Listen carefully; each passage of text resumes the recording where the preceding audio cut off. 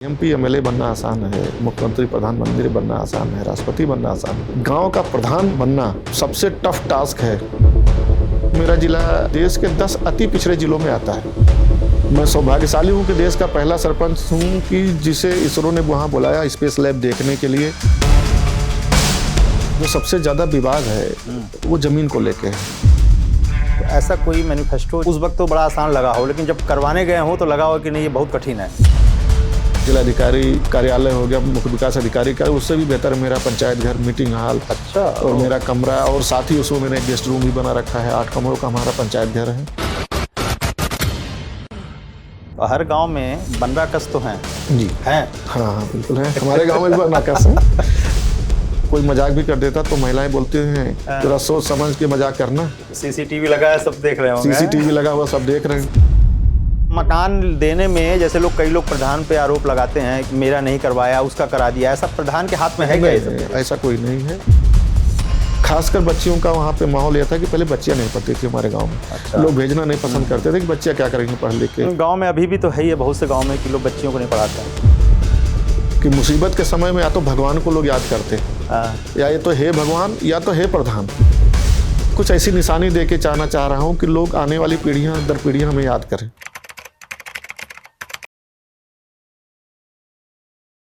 प्रणाम दोस्तों, मैं हूं रंजीत और आप देख रहे हैं द रंजीत टॉक्स।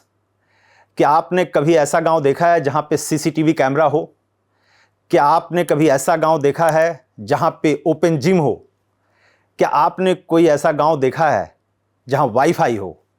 और हाँ, क्या आपने कभी ऐसा गांव देखा है जो कि ग्रामीण स्पेस लैब भारत में पहला हो? नहीं ना? तो आज मैं ऐसे गांव की बात करूंगा जहां ये सब है। इसके अलावा यहां बहुत कुछ और भी है जो आप जानकर हैरान हो जाएंगे। उत्तर प्रदेश के सिद्धार्थनगर जिले के एक छोटे से गांव, वो गांव है हसुड़ी औसानपुर। उसके सरपंच ने पूरे देश के सबसे पिछड़े गांव को उठाकर देश का सबसे विकसित गांव बना दिया। आज हमारे साथ हैं गांव हसुड़ी के गौरव, ऐसे जनप्रतिनिधि जिन्हें सिर्फ गांव वालों का ही नहीं बल्कि पूरे देश का सम्मान मिला है। राष्ट्रपति, प्रधानमंत्री पुरस्कार से सम्मानित मेहनती, जुझारू और प्रेरणादायी व्यक्तित्व ग्राम प्रधान दिलीप त्रिपाठी जी। आइए जानते हैं उनसे उनकी संघर्ष भरी यात्रा, कामयाबी के राज और वो बातें जो हमारे गांव को नई दिशा देती हैं। तो आइए स्वागत करते हैं। तो दिलीप जी, आपका बहुत बहुत स्वागत है मेरे चैनल द रंजीत टॉक्स में। मतलब मैं जानना चाहता हूं दिलीप जी कि किस तरह से आप पहले पढ़ाई करने के बाद बिजनेस में आए, बिजनेस में आने के बाद अचानक आप प्रधान बनने चल दिए। ऐसा क्या वजह क्या था कि जिसकी वजह से आपने ये लाइन चूज़ किया?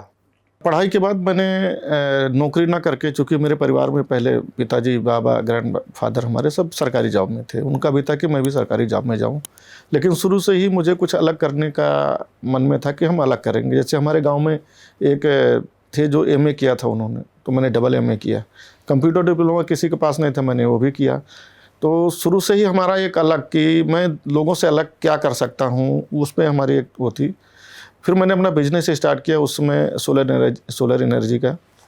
लोग ये कहते थे कि सोलर पैनल में तो चेहरा भी नहीं दिखाई देता है, बिजली कहाँ से बनाएगा। लेकिन हमने उसी बिज़नेस को चुना जो लोग करना नहीं चाहते थे। ठीक ठाक हमारा बिजनेस चल रहा था। 2005 में अचानक हमारे साथ एक दुर्घटना हुई। माताजी और पिताजी हमारे गांव में रहते थे और बारिश का मौसम था। उसी दौरान रात के करीब 2:30-3 बजे माताजी को हमारे सांप ने काट लिया। लोगों, बारिश और चूँकि बिजली नहीं थी और बारिश खूब तेज़ हो रही थी, मैं जिला मुख्यालय पे परिवार सहित रहता था, घर पे पिताजी खाली थे। तो पिताजी ने फिर जब उनको आधे घंटे बाद पता चला कि हाँ स्नेक बाइट हुआ है, तो उन्होंने लोगों को जगाया कि इन्हों अस्पताल ले चलना चाहिए, इनका इलाज होना चाहिए। तो गांव के लोग, कुछ लोगों ने कहा नहीं सांप ने काटा है, चलो सोखा ओझा के पास ले चलो। ओके। कुछ लोगों ने कहा नहीं चलो ठीक है, लेकिन पहले डॉक्टर के पास ले चलते हैं।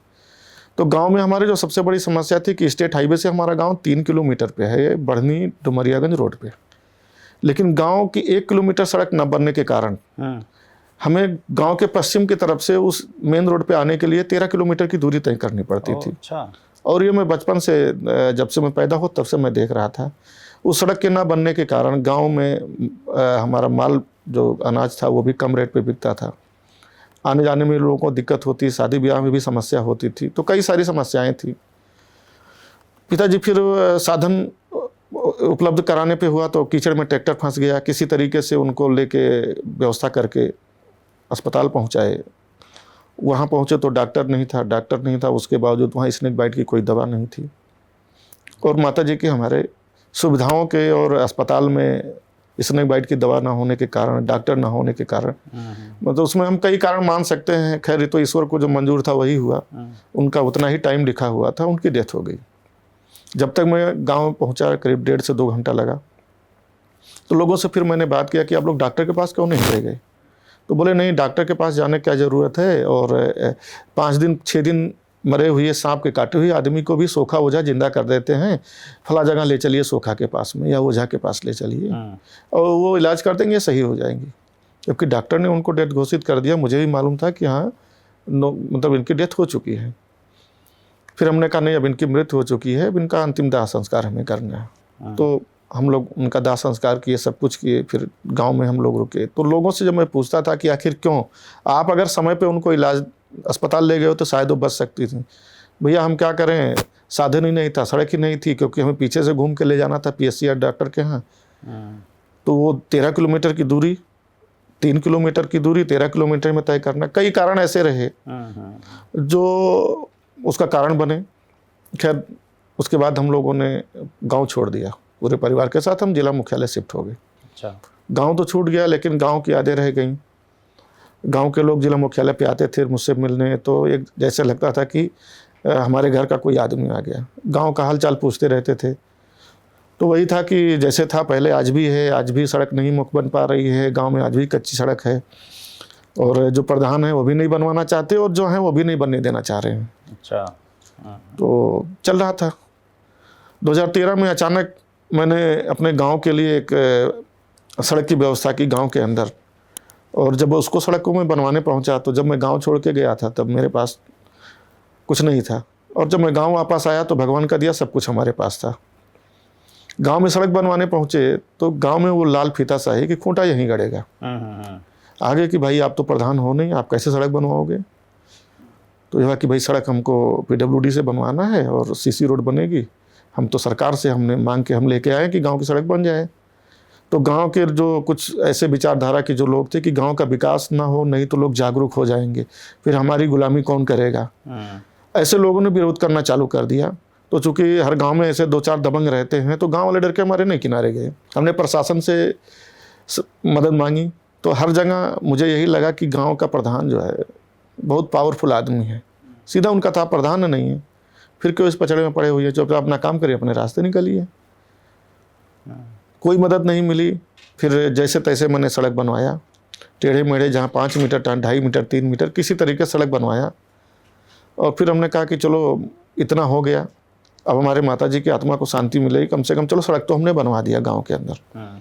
मुख्य मार्ग लेकिन तब भी मैं नहीं बनवा पाया, क्योंकि उस पर बहुत सन 82 से विवाद चला रहा था। तो जब इसका नहीं कोई हमारा सपोर्ट किया तो हमने कहा उसका तो और कोई नहीं सपोर्ट करे, क्योंकि जिसने कब्जा कर रखा था मेन रोड पे PWD की ज़मीन पे, वो गांव का सबसे दबंग आदमी था। अच्छा। और उससे कोई बात नहीं करता था, उससे लोग डरते थे। तो हम बनवा के हम लोग वापस चले गए। दिसंबर 15 में पंचायत के चुनाव की घोषणा हुई। ग्राम सभा हमारी पहले 2 पंचायत मिलकर बनी थी, फिर हमारा गांव अलग हो गया। तो गांव के कुछ यूथ जो हमारे साथ पढ़े हुए थे और भी जो थे लोग, वो आए कि आप हमारे गांव का प्रधानी का चुनाव आ रहा है, आप चलो गांव में प्रधानी लड़ो। तो हमने कहा अब कहाँ हम वहाँ जाएंगे, हम अपना काम धाम कर रहे हैं, वहाँ क्या करेंगे जाके। तो बोले नहीं नहीं नहीं, आप चलिए और लड़िए। देखिए उस समय हम लोगों ने आपका सपोर्ट नहीं किया, लेकिन इस समय हम सपोर्ट करेंगे, और आप अगर बिना पद पे रहिए काम करा सकते हो। तो अगर आप जीत जाओगे प्रधान तो गांव का कायाकल्प हो जाएगा। हमें और गांव के लोगों को आपसे बहुत अपेक्षाएं हैं। तो कुछ दिन सोचने विचारने के बाद में हमने कहा चलो देखते हैं भाई, गांव का प्रधान इसका मतलब बहुत पावरफुल होता है, तो चलो मैं ट्राई करके देखता हूँ, क्या पता मुझे ही प्रधान बनने का मौका मिल जाए। तो सपने बड़े बड़े थे, बड़े बड़े सपने लेके गाँव आए। चुनाव में तैयारी हमने शुरू कर दिया। तो गाँव के ही हर गाँव में 2-3-4 लोग रहते, चुनाव लड़ने वाले तैयार हो गए। मैनिफेस्टो मैंने जारी किया कि गांव में वाईफाई होगी, CCTV रहेगा, पब्लिक एड्रेसिंग सिस्टम रहेगी, RO प्लांट लगेगा, और वो सारी सुविधाएं मैं दूंगा शहर को। गांव को अपने, कि गांव गांव ही रहेगा, सुविधाएं सब शहर की रहेंगी। अच्छा, बहुत बढ़िया। क्योंकि गांव में हमारे पलायन बहुत है, लोग बॉम्बे और पूना इन सब जगहों पे ज़्यादातर रहते हैं। हमारे जो विपक्ष में आए, हम जब कहते थे वाईफाई लगाएंगे, सीसीटीवी, पब्लिक एड्रेस सिस्टम, तो वो उल्टा समझाते थे कि नहीं नहीं नहीं नहीं नहीं, वाईफाई लगेगा तो गांव के बच्चे बर्बाद हो जाएंगे। अच्छा। सीसीटीवी लगेगा हाँ। तो फिर तब भी दिक्कत है, गांव में महिलाओं की निजता का हनन होगा। अच्छा। आरओ पानी पी लोगे तो आप खेतों में काम नहीं कर पाओगे। और तर्क ऐसा देते थे कि आदिकाल से लेके आज तक कि दान अगर करना है तो सुपात्र आदमी को दान करिए, अगर आप कुपात्र आदमी को कर दान देंगे तो आप नरक में जाएंगे, सुपात्र को देंगे तो आप स्वर्ग में जाएंगे। तो स्वर्ग और नरक समझाने लगे। अच्छा। अब हम तो आए थे कि गांव के लोग हमें वोट देंगे, गांव का विकास करना है, नए जमाने की सोच है, नई नई चीज़ें करेंगे। लेकिन खैर चुनाव हुआ, जैसा आमतौर पे फिल्मों में दिखाया जाता है वैसे ही चुनाव गांव का हमारे हुआ। हमारे परिवार के वाइफ, हमारी छोटे छोटे बच्चे ने गांव में कैंपेनिंग किया हमारे लिए। अच्छा। चुनाव हुआ, टोटल वोट ऑफ परसेंटेज का मुझे 52% वोट मिला। गांव के 52% लोगों ने मेरे ऊपर विश्वास करके प्रधान बनाया। अब प्रधान तो बन गए, वादा भी खूब कर दिए। अब सामने समस्या थी कि काम कैसे करें, क्योंकि ग्राम पंचायत छोटी 1024 आबादी है। और चूंकि मेरा जिला, जैसा आप जानते होंगे, देश के 10 अति पिछड़े जिलों में आता है, टॉप 10 मोस्ट बैकवर्ड जिले में। वादा है तो अब पूरा भी करना है, क्योंकि प्रधानों की जो एक इमेज बनी हुई थी समाज में कि लोग, जिसे कोई कहता है कि गांव का प्रधान है तो उसको गांव के लोग या बाहर के लोग ये समझते हैं कि अरे यार प्रधान मतलब बहुत ही भ्रष्ट आदमी। तो अब उस इमेज को मुझे बदलना था कि कोई ना कोई बदलाव लाएगा। तो उस इमेज को बदलने के लिए फिर मैंने अपने नए जो मैनिफेस्टो जारी किया था उस पर काम करना शुरू किया, किस तरीके से कैसे काम कर रहे। तो अभी जो आपने मैनिफेस्टो में किया था वो सब आपने लगभग पूर्ण कर लिया? हाँ, वादे से भी ज़्यादा हमने काम किया है। अरे वाह। ऐसा कोई काम जो आपने अपने गांव में किया जिस पे आपको सबसे ज़्यादा गर्व हो, ऐसा क्या है? हमारे गांव में, चूँकि जब शुरुआत हमारे यहाँ हुआ तो 2017 में एक बार मैं पंचायती राज दिवस पे लखनऊ में अवार्ड सेरेमनी थी, मैं वहाँ गया हुआ था। अच्छा। तो वहाँ पे फिर मैंने देखा कि पूरे देश के प्रधान आए हुए हैं और उन्होंने अपने गांव में इतना अच्छा काम किया कि आज मेन मंच पे वो हैं, उन्हें पुरस्कार मिल रहा है और केंद्रीय मंत्री, हमारे माननीय मुख्यमंत्री योगी आदित्यनाथ जी सम्मान दे रहे हैं। तो मंच के इस तरफ तो 1000 लोग बैठे हैं, लेकिन मंच पे जो लोग थे वो तो कुछ चुनिंदा लोग थे। तो अब मैं तो मंच पे था नहीं, क्योंकि मुझे अवार्ड तो कोई मिलना नहीं था। फिर मेरे दिमाग में आया कि क्यों ना कुछ ऐसा काम किया जाए कि जो एकदम गेम चेंजर साबित हो। तो जो सबसे मेन गेम चेंजर हमारे गांव का साबित हुआ, मैं, आप जैसा जानते होंगे, मिशन मंगल एक पिक्चर आई हुई थी अक्षय कुमार जी की। तो मैं गया था मिशन मंगल पिक्चर देखने के लिए। वहाँ पे जब मैंने देखा कि किस तरीके से साइंटिस्ट स्ट्रगल कर रहे हैं, कैसे एकाएक उम्मीद टूट जाती है, फिर थोड़ी सी आशा रहती है, फिर बूस्टअप करके आते हैं, कितना संघर्ष झेलने के बाद इसरो के साइंटिस्टों ने आज देश में हमारे इसरो के प्रोजेक्ट को आगे बढ़ाया। तो वहाँ देखने से हमें ये प्रेरणा मिली कि क्यों ना हम गांव के तो प्रधान हैं, सारी सुविधाएं तो हमने अपने गांव में कर दी, आगे भी होता रहेगा, क्यों ना कुछ ऐसा काम करें कि हम अपने गांव से एस्ट्रोनॉट और स्पेस साइंटिस्ट निकालें। अच्छा, तो बड़ी अलग सोच है ये तो। तो वहीं पे मुझे आइडिया आया कि क्यों ना मैं अपने गांव में एक स्पेस लैब की स्थापना करूं और गांव के बच्चों को आने वाले टाइम में, मैं चूंकि कक्षा, जहाँ तक मेरा मानना है कि कक्षा 9 तक के बच्चों को उनका कोई टारगेट सेट नहीं रहता कि मुझे इंजीनियर बनना, डॉक्टर बनना, साइंटिस्ट बनना है। 9वीं के बाद जैसे 10वीं में आते हैं उनका टारगेट सेट हो जाता है कि हम इंजीनियरिंग करेंगे, हमको नीट की तैयारी करनी है। तो हमने फोकस किया कि 9 से 8वीं तक हमारे पास स्कूल था। तो हमने निर्णय लिया कि अपने ग्राम पंचायत में हम ग्राम सभा के फंड से, देश की पहली, अब बाद में डिक्लेयर हुई, मुझे उस समय भी नहीं पता था कि पहली लैब है, हमने कहा ग्रामीण स्पेस लैब लगाएंगे। क्योंकि फंड कम था, 2 साल का बजट रोक के मैंने काम शुरू कराया।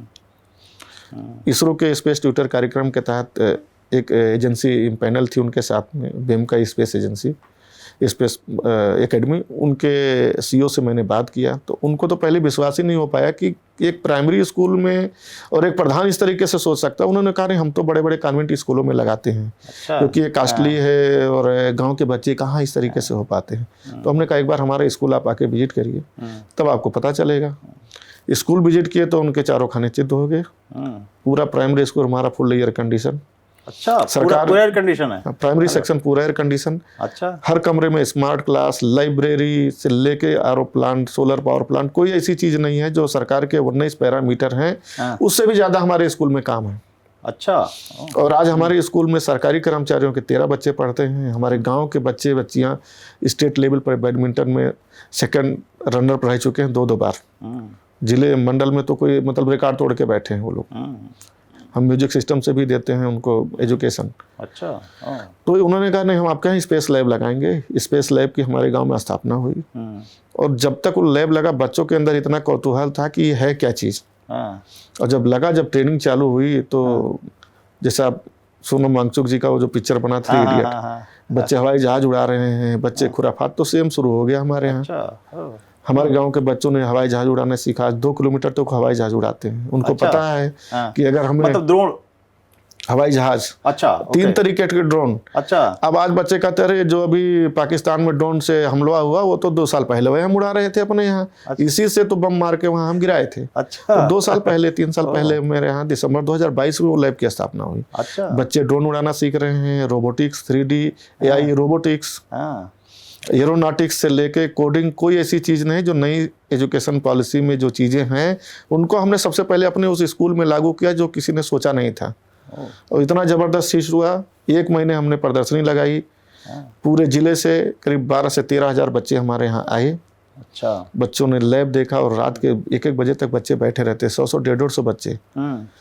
और 1 महीने में जैसा पीपली लाइव पिक्चरों में था कि चारों दिशाओं से ट्रैक्टर टाली, तो वैसे ही था। टेम्पो में बच्चे आ रहे हैं, बस में चले आ रहे हैं, साइकिल से आ रहे हैं, मोटरसाइकिल से आ रहे हैं, पूरा मेला लग गया। कहीं ड्रोन उड़ रहा है, कहीं हवाई जहाज उड़ रहा है, कहीं रोबोटिक्स से बच्चे खेल रहे हैं और कहीं वो उससे सूर्य को देख रहे हैं टेलीस्कोप से। अच्छा। और जो सबसे उसमें ज़्यादा हमें खुशी महसूस तब हुई कि जब बच्चों ने पहली बार चांद को देखा। चांद को जब उन्होंने देखा तो फिर वो बोले कि प्रधान जी, हमारे तो दादी और दादी परदादी हम तो कहानियों में सुनते आ रहे थे कि चांद पे एक बुढ़िया बैठी हुई है और वहाँ बरगद का एक पेड़ है। बचपन में लोग यही बताते थे कि दादा हमें भी कहानियां, मुझे भी मैं तो खैर जानता था उस चीज़ों को, लेकिन हमें भी कहानियां हमारी दादी ने सुनाई थी यहीं कि वहाँ आटा पीस रही बुढ़िया, वहाँ बरगद का एक पेड़ है, वहाँ एक टांग वाला आदमी रहता है। तो एक इमेज बनी हुई थी कि वो है। तो जब बच्चों ने ये देखा फिर वो एकदम खुशी से पागल हो गए। घर पहुंचे, अपने दादी से बोले या दादा से बोले कि अरे हमको खूब बेवकूफ बनाए इतने दिन तक, वहाँ तो चांद पे गड्ढा है, वहाँ पानी भी हो सकता है और वहाँ वो कोई मिल गया वाला जादू भी है, वहीं पर हो सकता है, अब वहाँ पे आदमी जा सकता है। तो बोले तुम भी जा सकते हो? बोले हाँ, हम अगर एस्ट्रोनॉट बनेंगे, हम एरोस्पेस में जाएंगे तो हम भी जा सकते हैं, वहाँ पे जीवन भी हो सकता है। तो एक उनकी जिज्ञासा हुई। पता चला दूसरे दिन उनके परिवार के लोग आ गए कि बाबू हमारे बच्चों को क्या समझा दिए हो, हमारे दादा पीढ़ी दर पीढ़ी तो हमें यही कहानी सुनने आ रही है। तो वो लोग भी देखे क्या गांव के? वो लोग भी देखे। अच्छा। तो वो उनका रिएक्शन ये था कि मतलब वो टेलीस्कोप से जब देखते थे रात में तो हाथ से पकड़ने का प्रयास करते थे कि चांद ये पकड़ लिया हमने, पकड़ लिया। तो पता चला वो तो दूर है, लेकिन कितना हजार दूर है तो बताते देते हैं 1000 किलोमीटर। तो वो लोग एकदम से बोले भैया आज आपको वोट देना हमारा सफल हो गया। हम तो 90-92 साल के हैं, भगवान के यहाँ चले जाते हैं यही सोच सोच के कि बुढ़िया बैठी है और बरगद का पेड़ है। अब तो पता चल गया वहाँ है, हो सकता है हमारे गांव से ही कोई बच्चा या मेरा ही नाती पोता कभी भविष्य में इस लायक बने कि वहाँ जाके पता चल सके। तो एक ज़बरदस्त हमारे लिए वो रहा और उसके लिए हमें भारत सरकार के पंचायती राज मंत्रालय द्वारा देश की 2,57,000 पंचायतों में 17 अप्रैल 2023 को विज्ञान भवन नई दिल्ली में महामहिम राष्ट्रपति महोदया से देश की 3री बाल हितैषी पंचायत का पुरस्कार मिला। अच्छा, राष्ट्रपति पुरस्कार आपको मिला हुआ है? हाँ, उसमें हमें मिला, जो कि वो लगातार में इसके पहले लगातार में देश के टॉप 20 विलेज में मेरे गांव का नाम आता था, लेकिन फिर वहाँ से जंप मार के मैं 2,57,000 पंचायतों में से 3रे स्थान पर पहुँचा। ये मेरे जीवन की सबसे बड़ी उपलब्धि थी, मैंने कल्पना भी नहीं की थी। इसरो के हमारे बच्चों को इसरो अहमदाबाद से बुलावा आया, हमने चंद्रयान 3 बनता हुआ अपनी आंख से देखा, वहाँ जाके हमारे बच्चों ने देखा। मैं सौभाग्यशाली हूँ कि देश का पहला सरपंच हूँ कि जिसे इसरो ने वहाँ बुलाया स्पेस लैब देखने के लिए, जहाँ बड़े बड़े मंत्री बड़े बड़े अधिकारी नहीं जा पाते, वहाँ हमने हमारे बच्चों ने, हमारे गांव के स्कूल के टीचर ने जाके वो सब छू के देखा। गांव के कितने बच्चे और टीचर्स गए थे वहाँ पे? 7 बच्चे, जिसमें 5 बच्चियाँ थी, 2 बच्चे थे और एक टीचर हमारे गांव के गए थे। अच्छा और वो टीचर जो हमारे थे वो म्यूजिक टीचर थे। अच्छा। लेकिन उनको ऐसा इंटरेस्ट उसमें आया हाँ। कि वो स्पेस का कोचिंग देने लगे, सिखाने लगे बच्चों को, और म्यूजिक छोड़ के स्पेस में लग गए। स्पेस में लग गए। और उन्हें 2023 में उत्तर प्रदेश सरकार द्वारा बेस्ट शिक्षक का अवार्ड भी यूबीजी से मिला। अच्छा। 2 साल उनकी नौकरी के बढ़ गए, और आज वो उन्होंने अपना सारा चीज़ उस लैब को समर्पित कर रखा है, और पूरे जिले के बाहर भी उनको बुलाया जा रहा है मोटिवेशन के लिए। बच्चों को ट्रेनिंग देते हैं वो, और साथ साथ बच्चों को म्यूजिक से भी वो पढ़ाते हैं। म्यूजिक के सारे इंस्ट्रूमेंट हमारे स्कूल में मौजूद हैं, क्योंकि संगीत एक ऐसी थेरेपी है कि आप कितना भी डिस्टर्ब हो, कुछ भी हो, आप संगीत सुनिए, उसमें करिए, तो आपके सारी थकान और सारे दुख दर्द दूर हो जाते हैं। गांव में जो आपके और ऐसा क्या क्या चीज़ है? जैसे मैं पढ़ा एक बार जब आपसे बात करने के पहले कि आप वाईफाई है, सीसीटीवी है, तो क्या क्या चीज़ पूरी लिस्ट बताइए ना आप। जैसे क्या क्या जो बेसिक आप बता सकें गांव में क्या क्या है? हमारे गांव में शुरुआत में हमने 2016 में पूरे गांव में 23 सीसीटीवी कैमरे लगवाए। ओके। और 23 पब्लिक एडेड सिस्टम हैं जो गांव में हर बिजली के दूसरे पोल पे लगे हुए हैं। अच्छा। वाईफाई सिस्टम हमने उस समय 7 राउटर लगाए हुए थे, पूरा गांव फुल्ली वाईफाई था। इसके अलावा हमने पूरे गांव को पिंक कलर में एक साथ कलर कर दिया था। अच्छा। जिससे एक समाज में सभी घरों को, लोगों को सामाजिक एकरूपता का आभास हो। क्योंकि गांव में अधिकतर ये होता है कि कलर से घरों को पहचाना जाता है। तो उन सबको हमने मिटा दिया कि सब हम बराबर हैं। सबको एक कलर हमने करवा दिया पिंक कलर में। अच्छा। तो एक तो महिलाओं का भी पसंदीदा कलर है, तो एक जैसे सिटी वैसे पिंक गांव, पिंक विलेज हमने अपने गांव को बनाया। अच्छा। पूरे गांव को हमने कलर करा दिया। उसमें नालियां हमने सब अंडरग्राउंड, आज लगभग 90% नालियां हमारे गांव की अंडरग्राउंड है। स्कूल में हमने जो 19 पैरामीटर थे उससे भी ज़्यादा का काम कर दिया। आज पूरा हमारा स्कूल कार्बन न्यूट्रल पर स्कूल है, उसके साथ वाटर पॉजिटिव भी स्कूल है। जितना पानी हम यूज करते हैं उसको फिर रीयूज करके हम अपने उपयोग में ले रहे हैं। गांव के हर घर के सामने एक नीम का पेड़ लगा हुआ मिलेगा आपको। सारी गलियां इंटरलॉकिंग हैं। अच्छा। और जो सड़क, जिस सड़क के नाते मैं इस गांव में आया, सड़क ना होने के नाते जो हमारे साथ दुर्घटना हुई, आज हमारे गांव में 13 किलोमीटर पिच रोड बना है, चारों दिशाओं में, और 6 तरफ हमारे पास रोड है। पूर्व पश्चिम उत्तर दक्षिण से कहीं से भी कोई आदमी किसी भी समय आ सकता है। 4 मीटर चौड़ी सड़क बनी हुई है। तो पूरे गांव में मैंने सड़कों का जाल बिछा दिया, इंफ्रास्ट्रक्चर का। लोगों जिनके पास जगह थी वहाँ पे रेन हार्वेस्टिंग सिस्टम हमने लगाए। 100% LED हमारा गांव है। सभी करीब जितने भी घर हैं सब में जितने भी उनके बल्ब हैं। यूपी का पहला गांव है जो 100% LED है। 180 सोलर स्ट्रीट लाइट लगी हुई है। 5 गांव में सोलर पंप लगे हुए हैं। 12 एकड़ नए हमने मनरेगा की स्कीम के तहत तालाब बनवाए। ओपन जिम है हमारे गाँव में, बच्चों के लिए पार्क बना हुआ है। और सामुदायिक शादी वगैरह के लिए हमने समूह शेड भी बनवा रखे हैं ऑलरेडी। उसमें 40 हमारे पास बकरी शेड और गाय शेड मिला के लोगों के घरों के सामने हैं, जिससे लोग बकरी पालन और गौ पालन कर रहे हैं। इस तरीके से तमाम काम ऐसे हैं जो अलग अलग डिपार्टमेंट से हमने अपने गांव में कराए। आपने जैसे जब चुनाव घोषणा करते हैं या मैनिफेस्टो बनाते हैं, तो ऐसा कोई मैनिफेस्टो जो आपको उस वक्त तो बड़ा आसान लगा हो, लेकिन जब करवाने गए हो तो लगा हो कि नहीं ये बहुत कठिन है, गांव में करवाना इतना इजी नहीं है, तो कैसे ये हुआ? गांव में देखिए, जब जो सबसे ज़्यादा विवाद है वो ज़मीन को लेके है। हमारे गांव में नहीं, आपको पूरे देश में मिलेगा। सब देश में ऐसे ही सब जगह। तो उस समस्या से मैं कैसे निपटूं, क्योंकि ज़मीनें कहाँ हैं किसी को पता ही नहीं थी। एक्चुअल आदमी को ये नहीं पता मैं किस 1 मीटर में उसके खेत में हूँ कि वो मेरे खेत में है। तो मैंने उसके लिए GIS मैपिंग कराया। देश का पहला गांव है जिसका जियोग्राफिकल इंफॉर्मेशन पे डाटा अवेलेबल था उस समय, जिसके लिए 2018 को अप्रैल को मध्य प्रदेश में माननीय प्रधानमंत्री जी ने मुझे गुड गवर्नेंस का पुरस्कार दिया था। अच्छा। तो GIS मैपिंग जब मैंने कराया पूरे गांव का, तो उसमें पंचायत के एसेट कितने हैं। जैसे मैं गांव का प्रधान बना तो मैंने सबसे पहले खोजना शुरू किया मेरे पास एसेट कितना है, ग्राम सभा की परिसंपत्तियां कितनी हैं, कितना चक्रोड है, कितना चकनाली है, कितने तालाब हैं, कितनी बंजर की भूमि है, गौचर कहाँ पे है, खेल मैदान हमारा कहाँ पे, घूर गड्ढा का कहाँ पे है, स्कूल की ज़मीन कितनी है। तो हर काम के लिए लेखपाल के जाओ। लेखपाल के पास भगवान को तो एक बार आप मिल सकते हो, लेकिन लेखपाल को आप गाँव में नहीं मिल सकते हो। तो हमने उस समस्या को दूर करने के लिए GIS मैपिंग कराया। GIS मैपिंग से सारी चीज़ें खुल के सामने आ गई। ग्राम सभा के पंचायत घर में मैप हमने लगाया लोगों को समझने के लिए। मोबाइल के ऐप पे पूरे गांव के लोगों को अवेलेबल हो गया। उसका ये हुआ कि साइकोलॉजिकल भी फायदा हुआ। गांव के लोगों को पता लग गया कि अरे जो तालाब था जो ये फला कह रहे थे हमारा है, ये इनका नहीं, तो गवर्नमेंट का है। यहाँ से एक चक्रोट जाती है जो इन्होंने या उन्होंने अगल बगल दोनों में से किसी एक ने जोत रखी है। खेल मैदान कहाँ है? खेल मैदान पे तो किसी आदमी ने कब्जा करके मकान बना रखा है। स्कूल की ज़मीन में जो मकान बना हुआ है वो इनलीगल है, क्योंकि स्कूल की पूरी ज़मीन है, उसमें इन्होंने 3 लोगों ने मकान बना रखा है, वो कब्जा करके बना रखा है। खलियान हमारा जात जो है उस पर किसी आदमी ने जोत रखा है।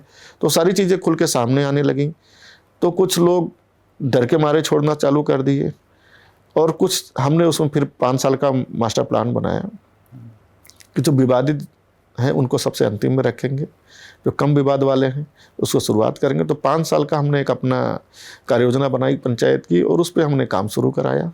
अच्छा। तो सबसे ज़्यादा समस्याएं ज़मीन को लेके हुई, जिसके लेकर आज हमारे परिवार के ऊपर मुकदमे भी दर्ज हुए। लेकिन हमने हिम्मत नहीं हारी। 32 बीघा मैंने गौचर का खाली कराया। आज वहाँ 40,000 पेड़ हमने लगवा दी 32 बीघा गौचर पे। बहुत बड़े कब्जेदारकों ने बहुत इनके प्रक्रिया में बवाल किया, हमारे खिलाफ ग्राम पंचायत की शिकायतें भी की, लेकिन कुछ नहीं। जब ये तो आप अच्छाई का काम करने चलते हैं तो ऐसे उदंड प्रवृत्ति के लोग आते रहते हैं। हर गांव में बनराकस तो हैं जी हैं? हाँ बिल्कुल है, हमारे गांव में भी बनराकस है। तो कैसे निपटे आप ऐसे बनराकस से? अब बनराकस से देखिए, जो पंचायत सीरीज आई थी वो एक्चुअल गांव की समस्याओं पे बनी हुई है। जैसे आपने उसमें देखा कि कैसे एक महिला सरकार से आवास का लाभ लेने के लिए किस तरीके से अपने परिवार को और सब कुछ करके झूठ पे झूठ बोल के, तो ऐसे, लेकिन वो परिवार था कि उसने कहा नहीं, मुझे मेरी माँ चाहिए, मुझे सरकार का वो नहीं चाहिए।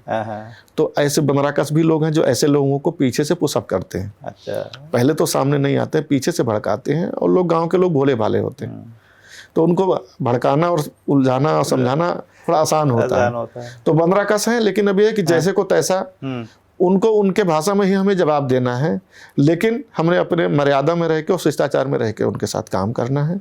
और सबको लेके हम चलेंगे तो चिल्लाते रहें। गांव में कहावत है, हाथी चलती रहती है, कुत्ते भूखते रहते हैं। तो है, बनराकस हमारे यहाँ भी है, हमारे यहाँ भी है, 2-3 बनराकस हैं, ऐसा नहीं है, लेकिन हम काम कर रहे हैं। और होना भी जरूरी है गांव में, क्योंकि देखिए अगर आपके गांव में बनराकस नहीं है और गांव में एक मजबूत विपक्ष नहीं है तो गांव का प्रधान कहीं ना कहीं तानाशाह हो जाएगा। सही बात। ऐसे लोग जब रहते हैं तो और मोटिवेशन मिलता है कि अब इनको मुझे जवाब देना, मुझे और बेहतर काम करना है। तो बनराकस से घबराना नहीं है, ऐसे लोग जरूरी हैं आपको आगे। वो अपना तो पीछे हट रहे हैं, लेकिन आपको आगे, यानी ग्राम प्रधान को आगे बढ़ा रहे हैं, आगे बढ़ा रहे हैं। हो वही रहा है। वो जितना मुझे करते हैं मैं उससे और बढ़िया मोटिवेट होकर और आगे की तरफ जाता हूँ। नहीं, बहुत अच्छा है। देखिए, आपने गाँव को इस लेवल तक पहुँचाया है। मेरे ख्याल से जो आपको प्रधानमंत्री पुरस्कार भी मिला हुआ है, प्रधानमंत्री जी से आप मिले थे तो कुछ बात हुई उनसे इसके बारे में, गांव के बारे में आपकी चर्चा कुछ हुई क्या? 24 अप्रैल 2018 को पंचायती राज दिवस पे मध्य प्रदेश के मांडला में कार्यक्रम था। मुझे भी नहीं पता था कि प्रधानमंत्री जी वहाँ आएंगे, क्योंकि उसके पहले तो मोदी जी को मैं अखबारों में, टीवियों में देखता था। तो गांव में जब काम शुरू कराना हुआ तो बहुत सारी चीज़ें ऐसी थीं कि जो ग्राम सभा के पैसे से नहीं हो सकती थी। तो हमने और परिवार ने कुछ व्यक्तिगत अपना और इधर उधर से करके वो काम कराए। अक्सर सभी घरों में होता था कि आप घर का पैसा क्यों लगा रहे हो। सही बात। तो जैसे स्कूल था, स्कूल में मैंने कक्षा 5 तक की पढ़ाई की थी। तो मुझे वो मालूम था कि कैसे हम बचपन में स्कूल में पढ़ते थे, पीपल के पेड़ के नीचे, बारिश होती थी किसी के बरामदे में जाते थे, कैसे बगीचे में जाके पढ़ते थे। तो वो कहता नहीं, कल से नहीं आना है यहाँ, तो मास्टर साहब दूसरे जगह ले जाते थे। सन 82 में बड़ी मुश्किल से हमारे गाँव में स्कूल बना। 5 तक मैं पढ़ा, तो वो मेरे लिए तो मंदिर समान के था वो। बाद में 2008 में मैंने अपने गांव में 6 से 8 तक की स्कूल की विद्यालय की व्यवस्था कराई। तो अब मुझे ये मालूम था कि मैंने कितनी मुसीबत झेल के इस स्कूल में पढ़ाई की। और जब मैं गांव का प्रधान बन के गया तो हमारे स्कूल की कंडीशन ऐसी थी कि टूटे फूटे फ्रेश दरवाजे, टूटे बाउंड्री वाल नहीं, शौचालय नहीं। लोग स्कूलों में बकरी और गाय बांधते थे। शाम के समय अराजक तत्व वहाँ जुआ ताश खेलते थे। दिन में टीचर को पढ़ाने नहीं देते थे। तो अब उसमें कई सारी ऐसी चीज़ें थी जो गाइडलाइन में नहीं थी, तो उनको हमने अपना कुछ सामुदायिक सहयोग से उसमें कराया। तो घर में लोगों को, खासकर महिलाओं को रहता था कि आपने घर का पैसा वहाँ लगा दिया। तो जब अवार्ड सेरेमनी था तो हमने अपने श्रीमती जी को कहा कि चलो मध्य प्रदेश घूमने चलना है। हमने नहीं बताया ये मिलना है। तो वहाँ गए। तो उसके पहले हमें, चूँकि हम लोग अवार्डी थे और उसमें संजोग ये रहा कि मुझे देश का 2 नेशनल अवार्ड एक साथ उस दिन मुझे मिलना था। अच्छा। पंचायती राज मंत्रालय तो ये अवार्ड उस समय देता था, राष्ट्रीय गौरव ग्राम सभा जो हर प्रदेश से एक सरपंच को मिलता था जो सबसे बेस्ट काम करता था, और दूसरा अवार्ड था पंडित दीनदयाल उपाध्याय, तो वो देश में पूरे 180 लोगों को मिलता था, यूपी में करीब 30 लोगों को मिलता था। 30 दीनदयाल उपाध्याय पंचायत सशक्तिकरण और एक राष्ट्रीय गौरव ग्राम सभा, तो दोनों पुरस्कार मुझे पहली बार पंचायती राज मंत्रालय में किसी को पहली बार मिल रहे थे। मतलब अब तक हिंदुस्तान में किसी को 2 पुरस्कार एक साथ नहीं मिले? पहली बार मुझे मिला था, और उसके बाद तो 2 लोगों को मिला, लेकिन पहली बार मुझे मिला। अच्छा। तो वहाँ गए तो अब वहाँ तो सारी वीआईपी व्यवस्था, तो बोले ये कहाँ हम आ गए। तो हमने कहा अब आए हैं, चलो यहाँ एक कार्यक्रम है, इसको अटेंड कर ले, कल घूमा जाएगा हम लोग। वहाँ गए तो अलग वीआईपी व्यवस्था थी, बैठने की वीआईपी व्यवस्था, सब हजारों की भीड़, लाखों की भीड़, उसमें अलग हमें कुर्सी मिल गई। अच्छा। और जब हमें प्रधानमंत्री जी के साथ मिलने के लिए और फोटो सेशन के लिए बुलाया गया, वहाँ गए तो देश में चुनिंदा लोगों में से हम शामिल हैं, तो सब फोटोग्राफी होने के बाद में प्रधानमंत्री जी सबसे 1 by 1 मिल रहे थे। तो जब हमारे पास आए तो पूछा आप कहाँ से हैं। उसके पहले जितना वो नज़दीक आते जा रहे थे मैं इतना एक्साइटेड था, क्योंकि उनका जो उनके चेहरे का जो तेज था, जो उनके चलने का वो था, और चूँकि पिक्चर उनको हमने समाचारों में देखा है, टीवी में देखा, अब आज रियल उनके मिलने का मौका, तो बड़ा मैं एक्साइटेड था। मैं मतलब उस समय मेरा कंट्रोल में नहीं था, मुझे न क्या है कुछ नहीं मुझे पता था। उनसे मिलना एक वाकई सौभाग्य की बात है। जब वो सामने आए, बोले आप कहाँ से हैं, तो मैंने कहा मैं देश के सबसे पिछड़े जिले तथागत गौतम बुद्ध की जन्मस्थली सिद्धार्थनगर से हूँ। तो बोले आपने कौन सा ऐसा काम किया है जो आप आज यहाँ पे हो। तो हमने उन्हें बताया कि हमने GIS mapping, wifi, CCTV, public address system, ये सब सारी व्यवस्थाएं अपने गांव में दी हैं, और आज आपके माध्यम से हमें देश के 2 नेशनल अवार्ड एक साथ मिले हैं, गुड गवर्नेंस कैटेगरी का गौरव ग्राम सभा का। तो बोले हाँ मुझे मालूम है कि आप पहले आदमी हैं जिनको ये मिल रहा है, और आप अच्छे काम करते रहिए। उनका वहाँ मोटिवेशन एक बहुत तगड़ा, उन्होंने मोटिवेशन जो मुझे दिया, उन्होंने कहा सरपंच साहब, पहला तो एक था कि आपको सबसे चैलेंजिंग काम क्या है गांव में। उन्होंने पूछा मुझसे कि आपको सबसे मुश्किल काम क्या लगता है। तो हमने कहा कि सर सबसे मुश्किल काम मुझे MP MLA बनना आसान है, मुख्यमंत्री प्रधानमंत्री बनना आसान है, राष्ट्रपति बनना आसान है, गांव का प्रधान बनना देश में या मतलब सबसे टफ टास्क है गांव का प्रधान बनना, क्योंकि यहाँ तो 7 पीढ़ी के गड़े मुर्दे उखाड़े जाते हैं। आपके पूर्वजों ने किसी की बकरी खेत से खड़े तो भी वोट नहीं देगा। अच्छा। कभी किसी को गाली दिया होगा, आज ना उसके वो लोग हैं ना हमारे लोग हैं, लेकिन वो बोलेगा हमारे बाप दादाओं को ऐसे हुआ था। तो यहाँ तो गड़े मुर्दे उखाड़े जाते हैं। तो सर सबसे मुश्किल काम हमें गांव का प्रधान बनना लगता है। पहले तो आसान लगा, लेकिन जब यहाँ है तो पता चला तो दुनिया का सबसे मुश्किल काम है। तो हंसे, फिर उन्होंने कंधे फात रख के बोला कि प्रधान जी आपके अंदर कोई ईश्वरीय शक्ति है, क्योंकि 1024 लोगों में से आप इकलौते हो जो आपको ईश्वर ने मौका दिया है कि आप अपने गांव के लिए कुछ अच्छा कर सकते हो, और मैं करोड़ों में से मैं एक हूँ, तो मेरे अंदर भी कुछ भगवान ने ईश्वरीय शक्ति दी है, तो हम और आप बराबर हो। और उनका एक पॉइंट आज भी हमें याद है, उन्होंने कि गांव का प्रधानमंत्री होता है। अच्छा।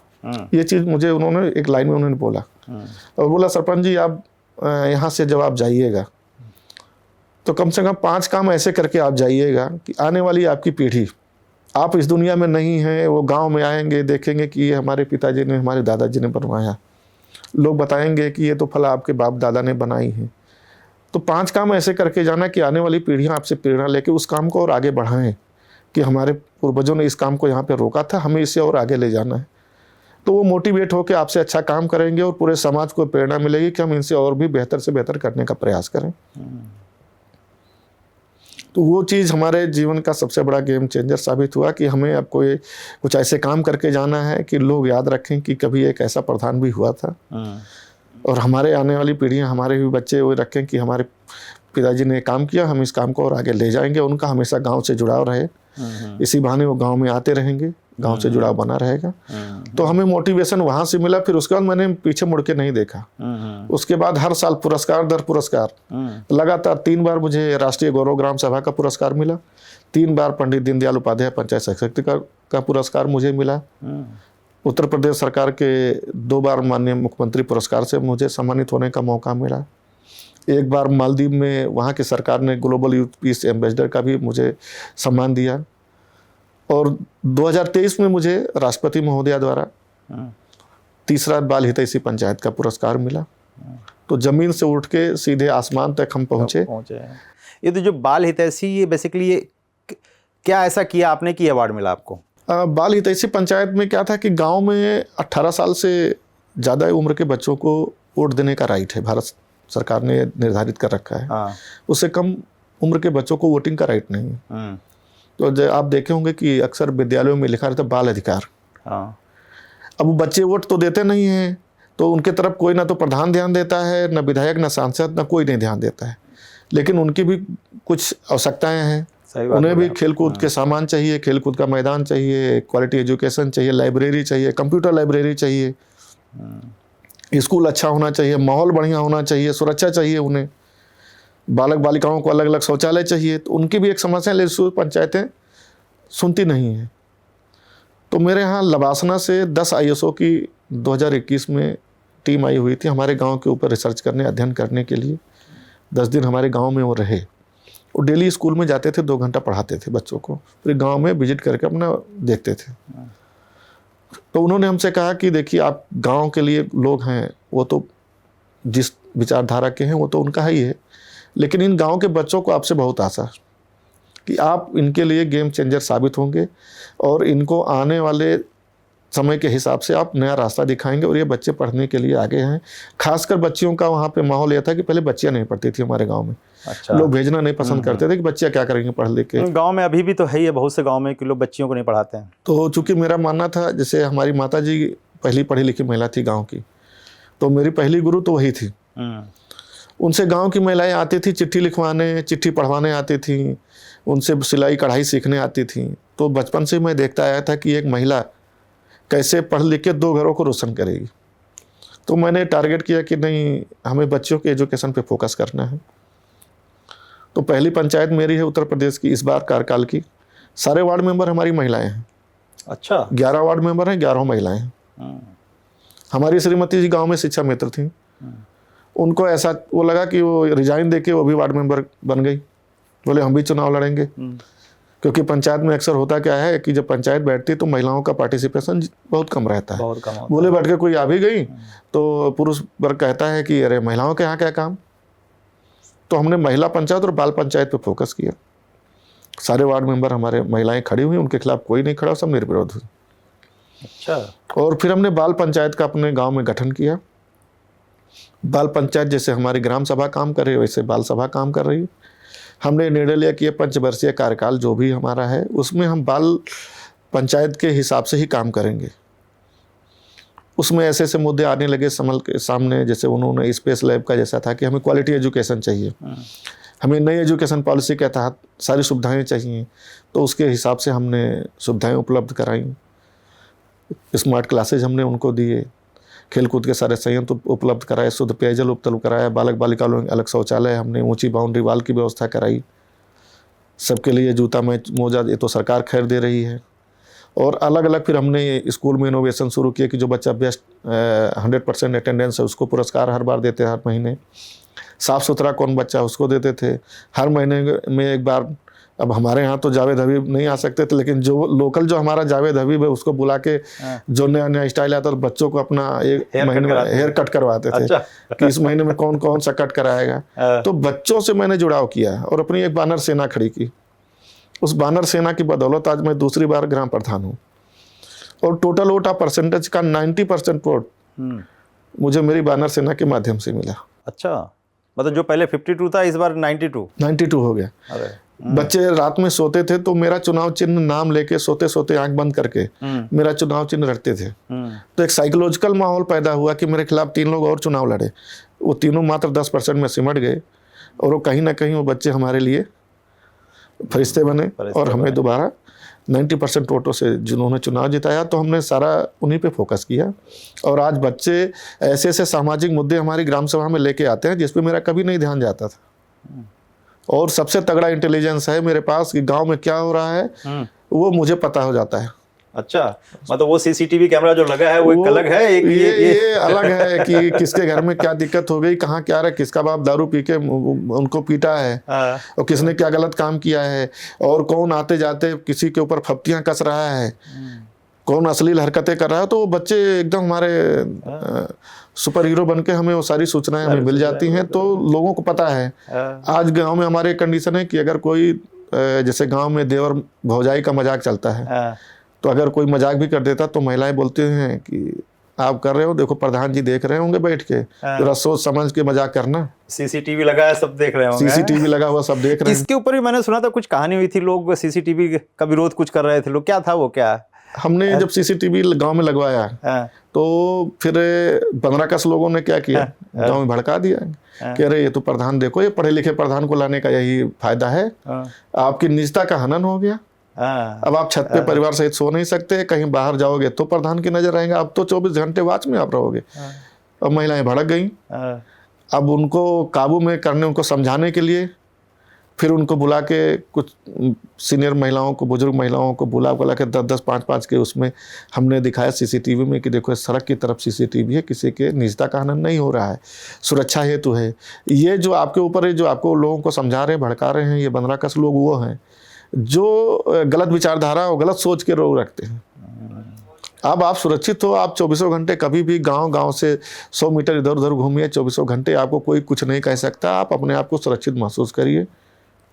गांव में कोई छेड़छाड़ की घटना आज तक नहीं हुई मेरे कार्यकाल में, कोई भी चोरी की घटना हमारे गांव में नहीं हुई, मारपीट की कोई घटना नहीं, क्योंकि लोगों को डर है। तो ये तीसरी आंख ने तो बहुत हमारा काम कर दिया, नहीं तो आए दिन बवाल होता था गांव में। तीसरी आंख हमारी सुरक्षा सिक्योरिटी काफ़ी बढ़िया साबित हुई। और जो पब्लिक एड्रेस सिस्टम हमने लगवाया, वो एक और हमारे जो पारदर्शिता का जो सबसे बड़ा वो था, वो पब्लिक एड्रेस सिस्टम के माध्यम से आया था। क्योंकि गांव के लोगों को मेन समस्या क्या, वो सारे समस्याओं के लिए जिम्मेदार प्रधान को समझते हैं। ये पब्लिक एड्रेस सिस्टम एक बार खुल के बताया, मतलब तरीका बता, क्या है क्या ये बेसिकली? ये पब्लिक एड्रेस सिस्टम, ये कंट्रोल मतलब कोई माइक के थ्रू गांव के सब एक साथ सबको कनेक्ट करने के लिए है। हमने हर दूसरे पोल पे साउंड सिस्टम लगा दिया। हाँ, ड्यूल स्पीकर लगा रखा है, जो दोनों तरफ उसकी आवाज आती है। पंचायत घर में हमारे कंट्रोल रूम उसका है। मतलब एक जगह कंट्रोल रूम से यदि कोई बोलेगा तो पूरे गांव में मैसेज पहुंच जाएगा। पूरे गांव के आधा किलोमीटर बाहर भी खेतों में लोग काम कर रहे हैं, वहां तक उनको खबर है। अच्छा। हमारे गाँव में कई बार गाँव में आग लगने से बच गई। जैसे गेहूं के सीजन में होता है कि दूसरे गाँव के लोग पराली जला देते हैं। आग लगी, तुरंत पब्लिक एड्रेस सिस्टम से अनाउंस हो, पूरा गांव पहुंच गया, पूरा गांव का गेहूं जलने से बच गया। अच्छा। 3 बार ऐसी घटना हो चुकी है और तीनों बार बच गए। कोई मुसीबत आती है जिसमें सबको जरूरत है, तत्काल अनाउंसमेंट हुआ, सब फटाफट इकट्ठा हो जाते हैं। राशन वितरण होना है तो मैं उससे अनाउंस करता हूं कि आज राशन का वितरण होना है, हर लाभार्थी को इतना राशन गेहूँ, इतना चावल मिलेगा। क्योंकि गाँव में क्या है, जितने भी लोग हैं वो जानते हैं हमारा हर काम A to Z सारा काम प्रधान से होना है, जबकि ऐसा नहीं है कि सारे काम के लिए प्रधान उत्तरदायी नहीं है। प्रधान का तो एक लिमिट है कि भाई हम इतने विकास कार्यों से संबंधित हमारा है। तो अब जैसे लेखपाल का है, तो हमने किया कि भाई लेखपाल साहब आप एक दिन आओगे, जिस दिन आओगे बताओ, तो पूरे गांव के लोगों को अनाउंस हो या सारे लोग टाइम पे आ जाते हैं। राशन वितरण की व्यवस्था आप जाने, सबसे बड़ी समस्या गाँव में यही है। लोग पहली शिकायत गाँव में रहती है कि राशन का वितरण नहीं हो रहा है, कोटेदार ने बुलाया, हमें पता नहीं चला। तो उसके माध्यम से मैंने लोगों को अनाउंसमेंट शुरू किया कि गांव में राशन का वितरण होना है, आप आइए और इतना राशन आपको मिलेगा। किसी समस्या के लिए आप SDO का नंबर ये है, SDM का नंबर ये है, DSO का ये नंबर है, आप उनसे संपर्क करिए। क्योंकि वो विभाग मेरे पास नहीं है, ना मेरा कंट्रोल उसके पास में है, तो मैं उसके लिए कैसे उत्तरदायी हूँ। गाँव के लोगों को एक बार थोड़ा बताएं कि क्या ऐसा चीज़ है जो प्रधान के पास सिर्फ यही है, बाकी चीज़ें प्रधान के पास नहीं है? बहुत से लोग हर चीज़ के लिए प्रधान के पास आते हैं, घर में मतलब कुछ भी चीज़ हो जाए वो प्रधान के पास आते हैं। ठीक है, आना चाहिए, ऐसा नहीं है कि नहीं आना चाहिए, लेकिन क्या आने के में समय लगता है? मान लो प्रधान को फ़ोन लगा रहे हैं, फ़ोन नहीं उठा पाया, कहीं व्यस्त है, तो उस वक्त क्या करना चाहिए? वो आपने कुछ गाइडलाइन बनाया है, वहाँ के लोगों को पता है ऐसा कि क्या क्या चीज़ें हैं जो सिर्फ प्रधान से बात करें, बाकी किसके इनसे बात करें, ऐसा क्या है? हमने अपने पब्लिक एड्रेस सिस्टम माध्यम के से लोग, गाँव वालों को इस तरीके के हमने जागरूक किया है। अच्छा। कि ग्राम सभा के क्या क्या कार्य हैं, कि नाली से संबंधित हो, खड़ंजा से संबंधित हो, पेयजल से संबंधित हो, बिजली, गांव में अगर पोल पे कहीं खराबी है, कहीं कूड़ा करकट है, तो इस तरीके की जो समस्याएं हैं ग्राम पंचायत की, ये कार्य हैं। अच्छा। इसके अलावा सरकार द्वारा ये स्कीमें चलाई जा रही हैं, तो सुबह शाम उसका अनाउंसमेंट होता है, जिससे लोगों को ये पता है कि अगर हमें पेंशन बनवाना है तो उसके लिए हमें कॉमन सर्विस सेंटर जाना होगा, हमें ऑनलाइन करना होगा, उसका फीस जमा करना होगा, उसमें लेखपाल रिपोर्ट लगाए, सब कुछ होगा, ऑनलाइन होगा और पेंशन सेंक्शन होगा। उसके बाद पैसा आएगा लखनऊ से, ना कि ग्राम सभा से या प्रधान से। हमें अगर किसान ये जो आ रहा है सम्मान निधि का, उसके लिए हमें ऑनलाइन करना पड़ेगा, बैंक में जाके केवाईसी कराना है, तो ये ग्राम सभा का कार्य नहीं है। हाँ, हम लोग फैसिलिटी के लिए करते हैं कि उनको यहाँ बैंकिंग के लिए केवाईसी कराने के लिए बुला लिए ही हो गए और लोग हो गए, लेकिन लोगों को ये पता है कि इस काम के लिए ये हैं, इस काम के लिए ये बैठे हुए हैं। हमें अगर कोई थाने से रिलेटेड काम है तो हमें थाने पे जाना पड़ेगा, एम्बुलेंस अगर आनी है तो हमें ये नंबर डायल करना है, कोई ऐसी घटना हो गई महिलाओं से जो गोपनीय है और उसको शिकायत करनी है तो 1090 पे करना है। तो वो अलग अलग किसकी क्या जिम्मेदारी है, सरकार द्वारा कौन सा विभाग है, वो हमने सारी चीज़ें शुरुआत से A to Z daily announcement system से रहता है कि आप ये काम के लिए इन से संपर्क करें। तो गांव के लोग अब वो कर रहे हैं? हाँ, सब सब पूरी उसको तरीके से फॉलो करते हैं, जो चीजें सब पूरा उनको मालूम है किस काम के लिए हमें क्या करना है, हमें पंचायत में किस काम के लिए आना है और पंचायत क्या व्यवस्था हमें दे सकती है। तो ये हमारे लिए बढ़िया साबित हुआ, क्योंकि सबसे बड़ी जो समस्या होती थी कि गांव में जो आरोप लगते हैं प्रधानों के ऊपर, इन्होंने बैठक कर लिया, हमें बताया नहीं। कोटेदार ने राशन बांट दिया जी, हमें तो पता ही नहीं चला। आंगनबाड़ी ने पुष्टाहार का वितरण कर दिया, हमें पता नहीं चला। आशा बहू कब आई, टीकाकरण कब हुआ, हमें नहीं पता चला, क्योंकि एक नपा तुला हमें तो जी पता ही नहीं चला, प्रधान जी ने तो बताया नहीं। जो पब्लिक अटेस्ट सिस्टम से अनाउंसमेंट हो गया, दिन में 4 बार हो रहा है, आधे किलोमीटर गांव के बाहर सुनाई पड़ रहा है, तो लोग ये नहीं कह सकते कि हमें मालूम नहीं हुआ। अगर एक बोलेगा भी तो दूसरा बोलेगा तुम्हारे बहरे हो क्या, हमने सुना, पूरे गांव ने सुना, तुम या तो गांव में नहीं थे। तो लोगों में जागरूकता आई, लोग पार्टिसिपेट भी कर रहे हैं, हर तरीके के पूरा सपोर्ट कर रहे हैं गांव वाले इससे। और ये मेरे ख्याल से हर गांव में होना बहुत ज़रूरी है, क्योंकि लोगों को जानकारी का जो अभाव है, ये इससे दूर हो जाएगा। आपके जैसे गांव में इस तरह की चीज़ें कभी ऐसा हुआ है, कुछ इंटरेस्टिंग जो लोग मज़ेदार चीज़ की गांव के आके किसी ने आपको बोला हो, जो आपसे रिलेटेड काम ना हो फिर भी आपको दबाव बनाया हो, ऐसा कुछ हुआ है क्या? कुछ घटना घटी ऐसी?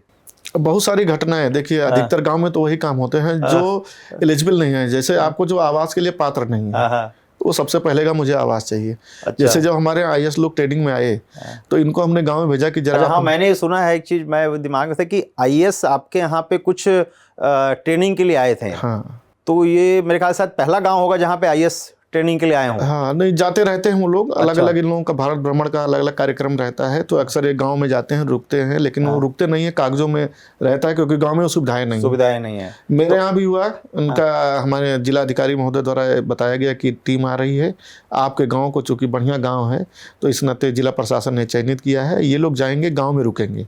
अच्छा। तो गाँव में चूँकि सारी सुविधाएँ थी, हमने फिर बाद में पूछा कि वाकई रहेंगे गांव में कि भाग जाएंगे, तो बोले नहीं बताएंगे, मतलब वो कंफ्यूजन में रखा है। नॉर्मली रुकते नहीं है, IAS का गांव में सुविधा है ही नहीं है। ऐसे तो अब जो लवासना में ट्रेनिंग कर रहा है जो आदमी, जो विश्व स्तरीय जो अंग्रेजों को बनाए रूल पे कि वहाँ कांटा और चम्मच उसमें खनखनाना नहीं चाहिए, वो ट्रेनिंग ले रहा, वो कहाँ गाँव में आके रह पाएगा मच्छर में, वो बिना बिजली के। तो हमारे यहाँ चूँकि उनका था तो हमने व्यवस्थाएं हमारे पास थी। हमारा पंचायत घर VIP रूम बना हुआ है, मतलब जैसे अब जिलाधिकारी कार्यालय हो गया, मुख्य विकास अधिकारी का, उससे भी बेहतर मेरा पंचायत घर, मीटिंग हॉल। अच्छा। और मेरा कमरा, और साथ ही उसमें मैंने गेस्ट रूम भी बना रखा है। 8 कमरों का हमारा पंचायत घर है, फुल्ली, वो भी एयर कंडीशन है हमारा। तो लवासना में मैंने फ़ोन किया कि कितने लोग रहेंगे, क्या वाकई ये लोग रहेंगे? तो वहाँ जिन्होंने फ़ोन उठाया वो बोले कि तुम्हारी हिम्मत कैसे हुई मुझे ये फ़ोन करके पूछने की, तो अपने वहाँ फ़ोन करके पूछो। तो अब कौन था मुझे नहीं मालूम वहाँ, लेकिन उनको बड़ा ही अटपटा लगा कि जहाँ DM CDO बात करने में डरते हो, एक प्रधान गांव का फ़ोन करके पूछ रहा है। तो मैंने कहा मेरे गांव में है व्यवस्था, यहीं रुकाएंगे। आए 10 लोग अलग अलग प्रांतों से थे, देखे व्यवस्था, खुश हो गए, वो वहीं रुके, सारी व्यवस्थाएं उनको देखी। लवासना से एक अधिकारी बाद में देखने आए, डिप्टी डायरेक्टर रैंक के, कि भैया कौन आदमी है यहाँ, सही है वो कि नहीं है। आए, देखे, बड़ा खुश हुए, फोटो खिंचवाए हमें कि अरे हम तो देखने आए थे कि प्रधान ऐसे कैसे हो सकता है। तो वो लोग हमारे गांव में रहे। अच्छा। और 10 दिन उन्होंने पंचायतें कैसे काम करती हैं, ग्राम सभा कैसे काम करते हैं, वार्ड मेंबर क्या करते हैं, वार्ड सभा कैसे होती है, कैसे GPDP तैयार होता है, कैसे समस्या आती है तो उसका निदान करते हैं, किस तरीके से गांव वालों से आप मतलब पक्ष विपक्ष से पंचायत करके उनका मैटर सुलझाते हैं, सास बहू झगड़ा कैसे सुलझाते हैं, कैसे गांव में विवाद सुलझाते हैं आप। तो उन सब चीज़ों पे 10 दिन रह के उन्होंने अध्ययन किया। 10 दिन वहीं रहे, 10 दिन रहे। खाना पीना वहीं बनता था उनका, सब बाहर से पूरे मंगाते थे आप? ना वहीं पंचायत घर में खाना बनना, वहीं उनको खाना, कभी बाटी चोखा, कभी खिचड़ी, मतलब जो हमारे पास है भाई हम वो खिला रहे हैं। और एकदम वो मगन। साफ सफाई भी वो लोग करते थे, झाड़ू भी लगाते थे, गांव में पॉलीथीन भी इकट्ठा करते थे, लोगों को संदेश देते थे, नाली भी साफ करते थे कि आप लोग भी साफ सफाई करो। तो वो सारी चीज़ें वो 10 दिन रह के उन लोगों ने हमारे यहाँ ट्रेनिंग लिया। अच्छा है, मतलब और ट्रेनिंग लेने के बाद में फिर उनके जो इनपुट्स आए, उसमें आया कि जो गांव में पहले हम की भावना थी, अब मैं में बदल गई है। अच्छा। जो आज हमारे ही गांव में नहीं, आप ये पूरे देश की समस्या है। खासकर अपने यूपी में तो सबसे ज़्यादा लोगों को व्यक्तिगत फ़ायदा चाहिए, सामुदायिक फ़ायदे से उनको नहीं मतलब है। गांव में आप यही कहेंगे कि भाई मेरे लिए प्रधान ने क्या किया, सड़क बोलेंगे सड़क बनी, तो सड़क तो सब आ रहे जा रहे हैं। तो ऐसी समस्याएं आती कि जो उसके लिए एलिजिबल नहीं है, ट्रैक्टर है उसके पास, कार खड़ी हुई, हमको प्रधान जी आवाज़ चाहिए, हम कहाँ से आवाज़ दे पाएंगे? अगर हमने डायरेक्ट उसको मना कर दिया तो वो फिर नाराज़ हो जाएगा, बोलेगा अगली बार उठ ही नहीं देंगे, जाओ। पेंशन के लिए जो पात्र नहीं है वो सबसे पहले आदमी वो आता है कि हमारा पेंशन बनवा दो। उसकी उम्र है 50 साल की, बाल उसके पक गए हैं, वो आधार वोटर लिस्ट में उल्टा पुल्टा करके ये 61 साल करा ले रहा है, चूँकि अभी 1000 रुपया मिल रहा है। वो ऑनलाइन कर देता बिना हमको बताए, लेकिन जब हम परिवार रजिस्टर से उसका एज टैली करते हैं तो पता चलता 50 साल है, उसका रिजेक्ट हो जाता है, वो मुँह फुला लेता है हमारा। तो इस तरीके के जो काम आप नहीं करने लायक, वही काम जैसे होता ना अलादीन कि आप क्या काम है बताओ, तो वही हाल है कि वो ऐसे काम आपको बताएंगे जो आप कर नहीं सकते, और ना नहीं कर सकते ना कर दीजिए। तो उस समय बड़ी कि हाँ उनको समझाना, संतावना देना और एक हिसाब से उनको लॉलीपॉप देना कि किसी तरीके से गुस्सा होके ना जाए, नहीं तो हमारा वोट बैंक खराब होगा। लेकिन उसके बावजूद ये है कि फिर हमें जो सही है हमें वही करना है। ट्रांसपेरेंसी, चूँकि अब तो सरकार ने ऐसी व्यवस्था कर दी है कि भाई सेल्फ, आप अभी आवास का जैसे सर्वे हुआ है, पूरे गांव को बता दिया कि भाई आप सेल्फ सर्वे कर सकते हैं। टर्म्स कंडीशन यह है, AI जनरेटेड सिस्टम है, आपके पास छप्पर का मकान है, जो पात्रता ये है, गांव में वॉल पेंटिंग हमने करा दिया, आप खुद करिए, वो ऑटोमेटिक रिजेक्ट कर देगा या सरकार की टीम आएगी चेक करेगी, प्रधान का उसमें कोई रोल नहीं। ये चीज़ है, आपने सही बोला। कई गांव पे मैंने देखा है लोग जो है ना, अब वो कहते हैं कि प्रधान ने रिजेक्ट करा दिया।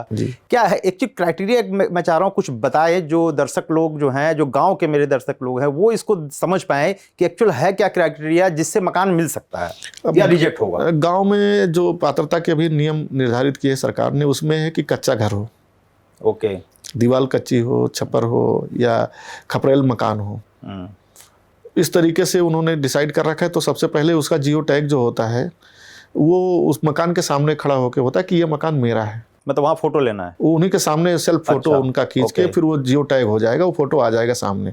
उसके बाद फिर वो वेरिफिकेशन के लिए जो ब्लॉक स्तरीय और जिला स्तरीय टीम रहती है वो वेरिफिकेशन के लिए जाती है, वो पता लगाती है कि हाँ ये मकान इन्हीं का है, इनके अलावा कोई और मकान नहीं है इनका, या ये परिवार से अलग रह रहे हैं, बंटवारा हो गया है कि नहीं हो गया है। तो 5-6 जो पैरामीटर हैं उस पर अगर वो निर्धारित उतरते हैं तभी उनको मकान मिल पाता है। तो ये जितने लोग मान के चलिए गांव के 50 लोगों ने भरा, तो और उनका सब कुछ सही है, तो क्या 50 को मिलता है या उसमें भी फिर ये होता है कि नहीं अभी 20 को मिलेगा बाद में? हाँ, नहीं, उसमें एक वरीयता लिस्ट बनती है जो शासन के निर्देश के अनुसार, वो ऑनलाइन सिस्टम हो रहता है, वो ऑटोमेटिक वो कंप्यूटराइज सिस्टम। तो कैसे वरीयता, मतलब किस तरह से कोई जाने कि मेरी वरीयता उस 50 में है या नहीं? जो लिस्ट रहती है वो शासन द्वारा जो उसका वेबसाइट है, वेबसाइट पे अवेलेबल हो जाती है, गांव के लोगों को पता हो जाता है कि 50 में मेरा नाम है और मेरा किस स्थान पे नाम है। तो उसमें भी आरक्षण है कि 10%, जैसे इनके लिए माइनॉरिटी के लिए है, 10% के बाद फिर आरक्षण आ जाता है कि बैकवर्ड का जो आरक्षण जो सरकार द्वारा निर्धारित है, तो उस हिसाब से वो ऑटोमेटिक कंप्यूटर इस सूची के अनुसार वो लेता है, उसमें कोई भी ऊपर नीचे नहीं कर सकता है। अच्छा, मिलेगा सबको। मतलब लेकिन मकान देने में जैसे कई लोग प्रधान पे आरोप लगाते हैं कि प्रधान की मेरा नहीं करवाया, उसका करा दिया, ऐसा प्रधान के हाथ में है क्या? ऐसा कोई नहीं है उसमें, और वो वरीयता के आधार पर मिलता है और वो सरकार द्वारा निर्धारित है, उसमें कोई भी ऊपर नीचे किसी का नाम नहीं कर सकता है और ना किसी का नाम काट सकता है, बशर्ते आप उसके पात्र हों। और जो आरोप लगाने वाले हैं अधिकतर जगहों पे रहता है कि मिथ्या आरोप रहता है, वो रंजिश बस या किसी न किसी चुनावी तिकड़म के या किसी बंदरा कस के चढ़ावे पे आके ही वो ऐसा काम करते हैं। तो अब तो सरकार ने एकदम ट्रांसपेरेंसी कर रखी है, 3 लेयर 4 लेयर के वेरिफिकेशन के बाद ही फाइनल होता है, उसमें प्रधान का कोई ऐसा रोल नहीं रहता है। अभी जो डिस्कशन हुआ था, कुछ घटना कोई ऐसी घटी है मकान के ऊपर, कोई कुछ ऐसी कि कोई मकान नहीं मिला किसी को तो आपसे नाराज हो गया, वोट नहीं देगा, ऐसा ऐसा कुछ होता है आपके यहाँ? हाँ, हमारे गांव में हुआ था। एक गांव में ही एक दलित महिला थी, अच्छा। उनको डिलीवरी होना था। तो वो चूंकि गांव में जो एक कहावत है अधिकतर कि मुसीबत के समय में या तो भगवान को लोग याद करते हैं हाँ। जब भयंकर मुसीबत आती है, अच्छा। या ये तो हे भगवान या तो हे प्रधान। मतलब भगवान, प्रधान को हे याद, प्रधान। हाँ, मतलब अच्छा। भगवान के बाद सीधा प्रधान को याद करेंगे हाँ। कि प्रधान जी जल्दी चलो, गाड़ियां लेके आओ और डिलीवरी होना है, अच्छा। अस्पताल जल्दी से पहुंचाओ। हाँ। वो खुद नहीं गाड़ी खोजेगा, सबसे पहले प्रधान, क्योंकि उनको है कि प्रधान जी हैं, अभी फटाफट सब हो जाएगा। तो वो एक धारणा थी। तो हमारे गांव की एक दलित महिला थी, उसको डिलीवरी होना था। वो हमारे उस जिला अस्पताल पे भर्ती हुई, जिला मुख्यालय पे। वहाँ जब वो उसका एडमिट हुई तो वहाँ पे डॉक्टर ने कहा कि इसको 2.5 ग्राम खून है, अच्छा। जच्चा बच्चा दोनों खत्म हो जाएंगे, इनको तत्काल 2 से 3 यूनिट खून की जरूरत है। हाँ। उसका पति जो था वो पहले इधर उधर भागने लगा कि हम तो कमज़ोर आदमी हैं, हम कैसे खून दे सकते हैं। बेटा थोड़ा तैयार हुआ तो उसकी बहू ने मना कर दिया कि नहीं नहीं नहीं नहीं, अभी तो काम कर रहे हो आप बाहर, आप बोझा नहीं उठा पाओगे, खून दे दोगे। उसके भाई ने खून नहीं दिया। अब उस समय धर्म संकट खड़ा हुआ। भाई ने मुझे कहा कि क्या किया जाए, और ये तो बड़ा धर्म संकट खड़ा हो गया। तो हमने कहा कि देखो, आज वो वहाँ से चला है कि चलो प्रधान जी वहाँ पे हैं, हमें कुछ नहीं होगा, हम बच जाएंगे, और जच्चा बच्चा दोनों। तो अब ऐसा करो कि अब जब कोई नहीं तैयार है तो क्यों ना हम ही लोग अपना, हमारे घर में, हमारे गृह मंत्रालयों को नहीं पता था कि ऐसा है। अच्छा। वहाँ उसको हम लोगों ने ब्लड डोनेट किया।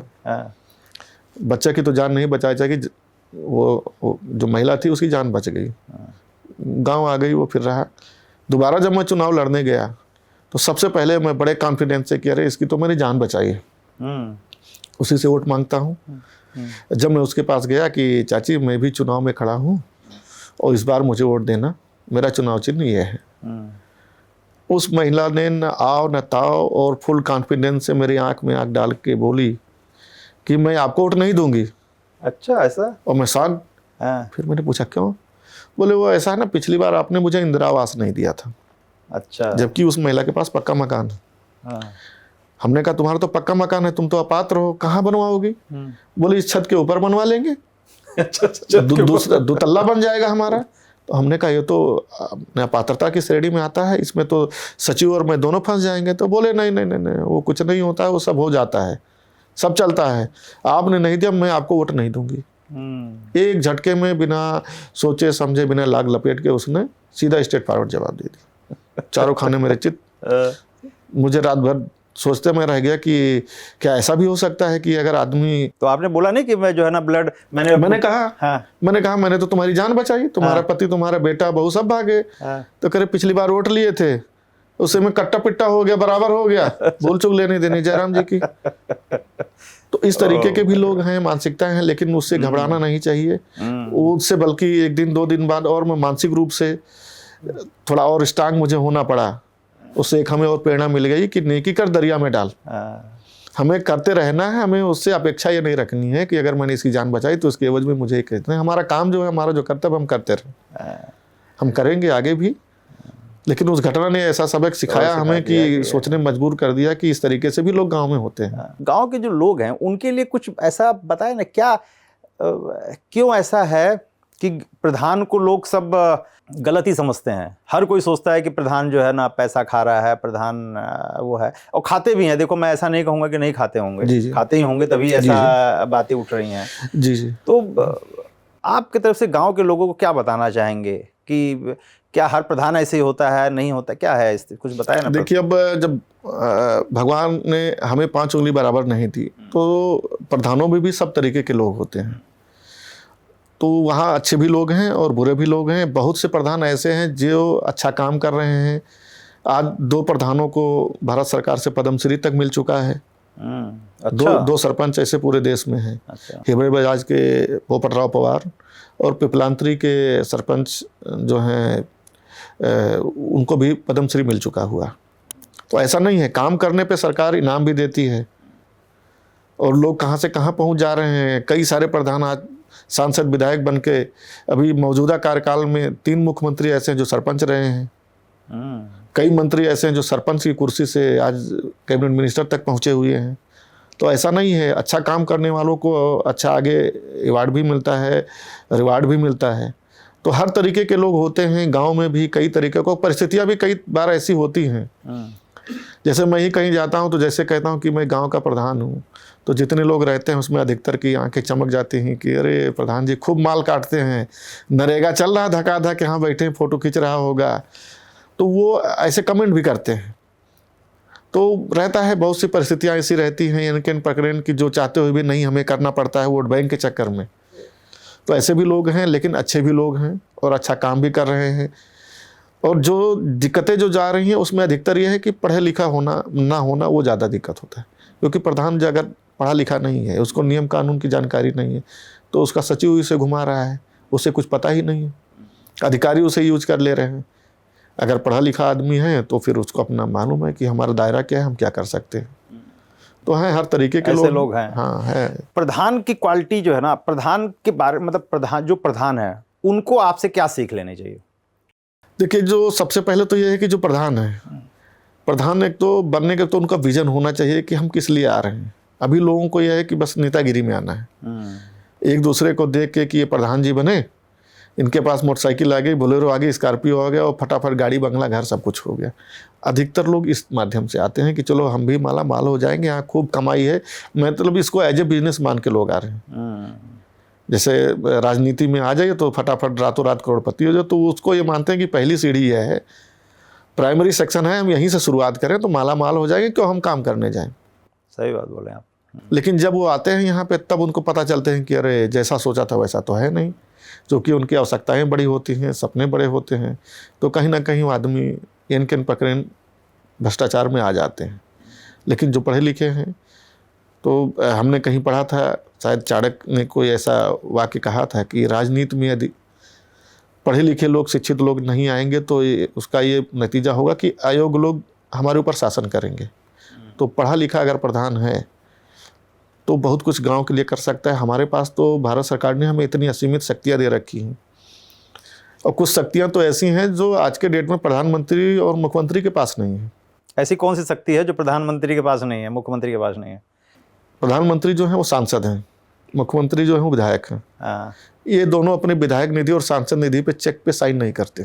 अच्छा, उनको ये अथॉरिटी नहीं है कि चेक पे साइन करके, वो अपने निधि पे साइन करने का राइट उनको नहीं है। ग्राम प्रधान के पास ये पावर है कि वो चेक पे साइन करेगा, डोंगल उनके पास अपना है। अच्छा। तो हमें तो असीमित शक्तियां दे रखी हैं। गांव का प्रधान सही मायनों में गांव का प्रधानमंत्री होता है। अगर वो इस चीज़ को समझ ले, हमारे पास वो सारी शक्तियां हैं, हमारे पास अपनी जो 6 कमेटियां हैं, वो हमारे कैबिनेट मंत्रालय है। गांव में इतना जो है ना, जो प्रधान के पास क्या इतना जितना आपने काम कराया है जी, पता मुझे नहीं लग रहा है कि गांव के जो प्रधान होते हैं इतना पैसा उनके पास गवर्नमेंट देती है इतना काम करने के लिए, क्योंकि लिमिटेड बजट होता है।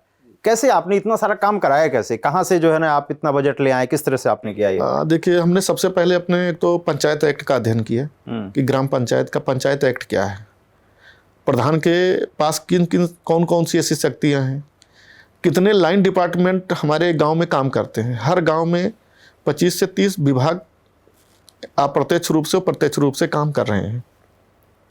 जैसे आपका राशन का हो गया, खाद्य रसद विभाग हो गया, पेंशन का हो गया, पेंशन डिपार्टमेंट हो गया, आपका वृद्धा पेंशन का है उसका अलग डिपार्टमेंट हो गया, किसान सम्मान निधि से रिलेटेड जितने कृषि विभाग का हो गया, सिंचाई विभाग, नहर विभाग, बिजली विभाग, नेडा विभाग। तो इस तरीके से 25 से 30 विभाग उस गांव में काम करते हैं। प्रधान को ये पता ही नहीं हो, तो उनको तो लगता है सारा काम हम ही को करना है। हमने उसका उपयोग किया और मनरेगा एक्ट का अध्ययन किया। तो हमने अपनी शक्तियाँ पहचानी कि भाई हम तो बाहुबली हैं, हमें किसी पास जाने की आवश्यकता ही नहीं है। पिच रोड छोड़ के, वो भी लिखा हुआ मनरेगा एक्ट में, ऑल वेदर रोड भी प्रधान बना सकता है, लेकिन हमारे पास इंफ्रास्ट्रक्चर नहीं, उस लेवल की जेई नहीं है। पिच रोड छोड़ के कोई ऐसा काम नहीं है जो गांव का प्रधान नहीं कर सकता है। अगर उस चीज़ को प्रधान शुरुआत में ही पढ़ ले, उसके बारे में नियम कायदा कानून जाने, तो उसको किसी सांसद, किसी विधायक के पास जाने की ज़रूरत नहीं है, न सरकार के पास हाथ फैलाने की ज़रूरत है। वो अपने आप में इतना सक्षम हो सकता है कि सारा काम करा सकता है। हमने अपने गांव में सब इन्हीं लाइन डिपार्टमेंट से काम कराए। गांव में एक हमने पुल बनवाया, जिसको बनवाने के लिए सांसद और विधायक यहाँ तक कि पूर्व विधानसभा अध्यक्ष ने वादा किया, सब चांदी मुकुट तलवार गांव वालों ने, इलाके वालों ने पहना के भेज दिया, कुछ नहीं हुआ। पिछले 30-40 सालों से एक परासी नाला हमारे गांव में है, गांव के सरहद पे, उस पर हमने मनरेगा के तहत जो 2 करोड़ का पुलिया बनना था, उसको हमने 22 लाख रुपए में, उसमें पुराने मेथोडोलॉजी से हमने उस पर पुल बनवा दिया। अच्छा, ये बहुत बढ़िया काम है। तो वो हमने उसी एक्ट का और अपने पावर का, शक्तियों का उपयोग किया और उसी से करके हमने अपने गांव में काम करा है। हम किसी विधायक के पास नहीं गए, किसी सांसद के पास नहीं गए, ना ही किसी विधायक सांसद का पैसा हमारे गांव में लगा है। जो सड़क बनी पिच रोड, वो भी PWD जिला पंचायत के माध्यम से हमने उनके पास से लिया। देखिए, हम जब 10 जगह दरवाज़ा खटखटाएंगे, हमारा ये मानना है कि प्रधान जो है भाई झोला लेके चल रहा, फकीर आदमी हम हैं, जो दे उसका भी भला, जो ना दे उसका भी भला। 10 दरवाज़ा खटखटाएंगे, 2-4 जगह तो मिलवे करेगा। तो हमने वही किया, ब्लॉक प्रमुख से पैसा मांगा, पर जिला पंचायत अध्यक्ष से मांगा, हमने DM से, CDO से, DRDS, कोई ऐसी जगह नहीं, हर जगह लिखा पढ़ी और दौड़ते लिखते पढ़ते, तो कुछ ना कुछ कहीं से ना कहीं से मिला। ऐसा नहीं कि खाली हाथ आए। नाला साफ करवाना था, माइनर इरिगेशन विभाग ने 3 किलोमीटर का नाला साफ करा दिया। हमारे गांव का वाटर लेवल बढ़ गया आज के डेट में, आज 5 से 6 फुट पे हमारे यहाँ का पानी है। हमने अपने गांव का वाटर बजट बनाया, वाटर बजट बना के 13 करोड़ 12 लाख लीटर वर्षा के हिसाब से हमारे गांव की क्षमता है पानी रोकने की, जिसमें आज के डेट में हम 12 करोड़ लीटर पानी सुरक्षित करने में सफल हो गए।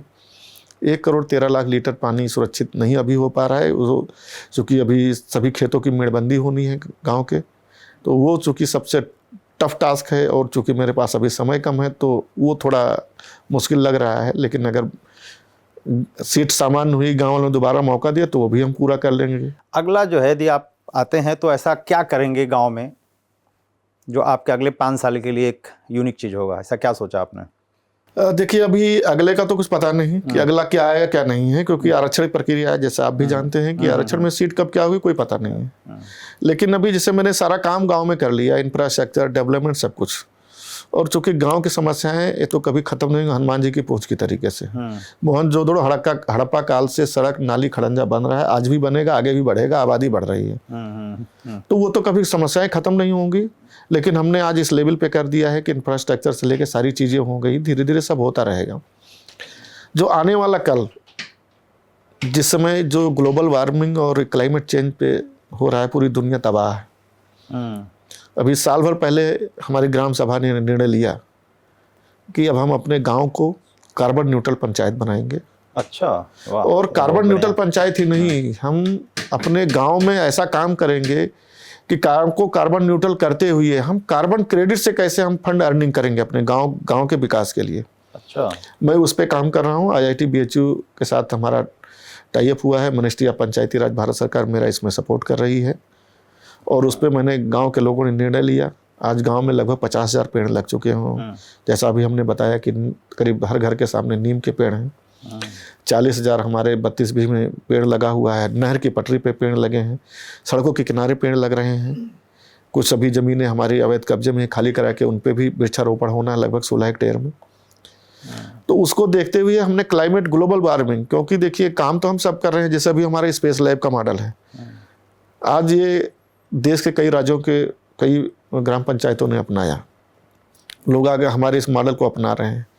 लेकिन मैं इस गांव का प्रधान बना तो उसको मैं कुछ ऐसी निशानी दे के चाह रहा हूं कि लोग आने वाली पीढ़ियां दर पीढ़ियां हमें याद करें। तो चूँकि अगर हमारा पर्यावरण शुद्ध रहेगा तब अभी हमारे बच्चे और हमारा भविष्य आने वाला सुरक्षित रहेगा। तो उसको देखते हुए हम लोग कार्बन न्यूट्रल पंचायत पे काम कर रहे हैं, और लगभग 60% हम टारगेट अचीव कर चुके हैं।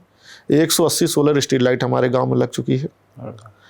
100% घरों में LED लाइटें, जितने भी बल्ब लगे हैं हमने उसको LED में कन्वर्ट कर दिया। प्राइमरी स्कूल पे हमारे 5 किलोवाट सोलर पावर प्लांट लग चुका है। बिजली की जो सारा रिक्वायरमेंट सोलर से, हमारा पंचायत घर सोलराइज है पूरी तरीके से। गांव में सिंचाई के लिए 5 सोलर पंप लगे हुए हैं।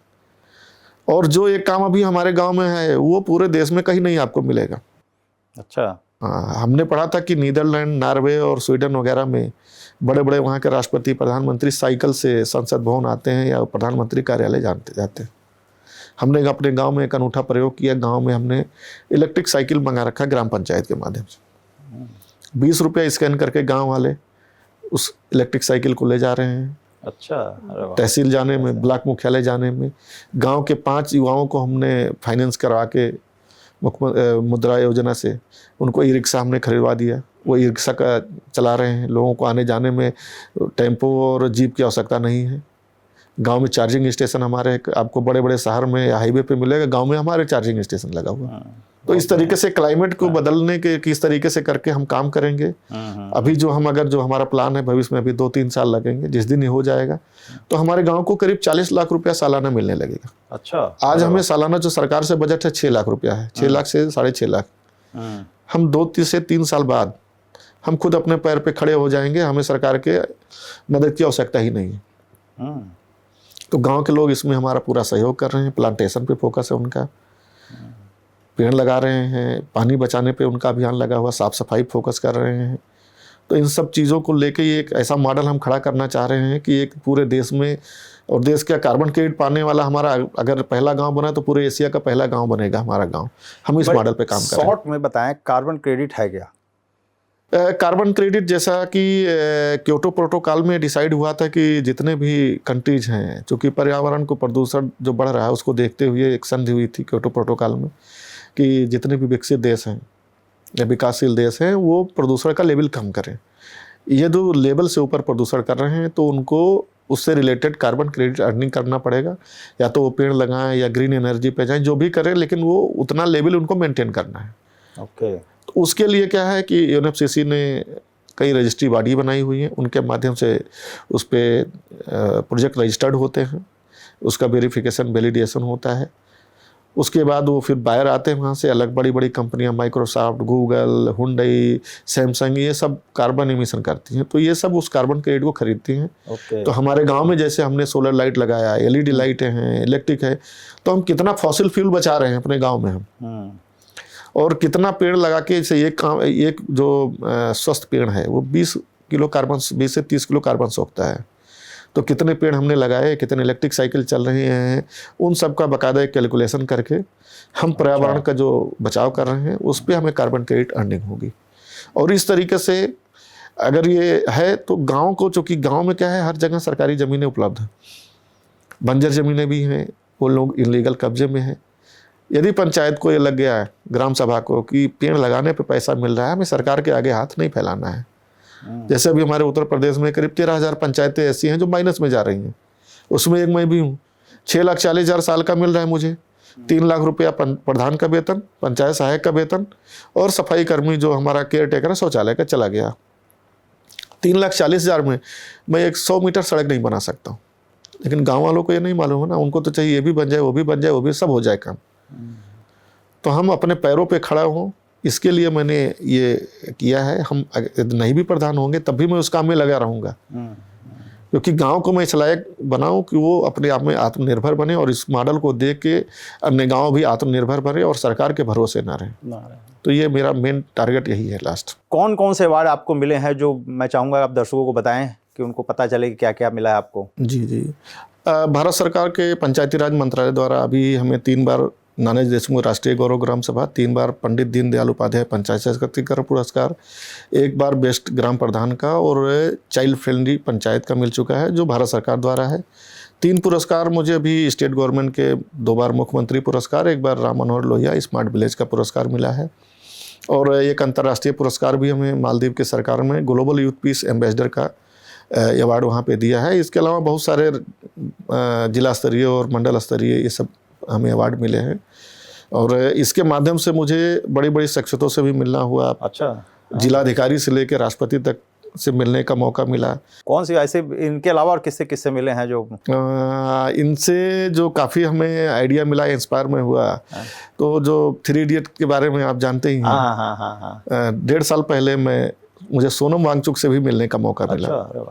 और कार्बन न्यूट्रलिटी के लिए स्पेशली उनसे 2 घंटे उन्होंने बुलाया और मिले 2 घंटे, उन्होंने पूरी बातें बताई, अपना पूरा स्कूल दिखाया।